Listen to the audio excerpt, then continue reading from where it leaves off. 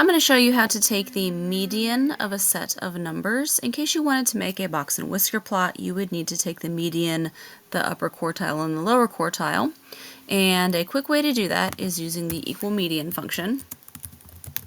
So decide which column you want to take your data from. I'm going to use this first column, plant height. And you type equals median, open your parentheses, and fill in whatever cells have the data you want. For me, it is A2 through A21, so the one it suggested is correct. So I'm just going to tab to select it, and it gave me 11.5.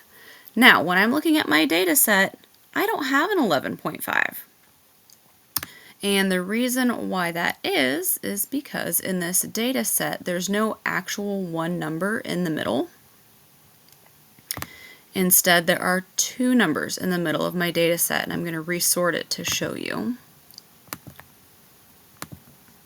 So my median would fall in between row 11 and row 12, in between 11 and 12. So since I didn't have an odd number of numbers to have one dead in the middle, my formula added 11 and 12 together to get 23, then divided by 2. It took the mean of those two numbers.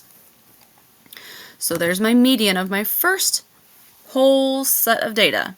Now, if I wanted to find my first quartile, I would need to identify which cells am I looking at, 11 through 2, that's my first half of my data, and I would type equals median A2 to A11, that's right before I hit my median. There's my first quartile. To do my second quartile, I will do equals median, and I will use my second half of my data from 12 down to 21.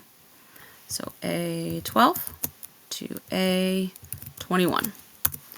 So now I could quickly make a box and whisker plot, and I know where my edges of my box will go because I've got my 50th percentile, 25th percentile, and 75th percentile quickly figured out for me. I didn't have to do any rewriting or accounting to figure it out.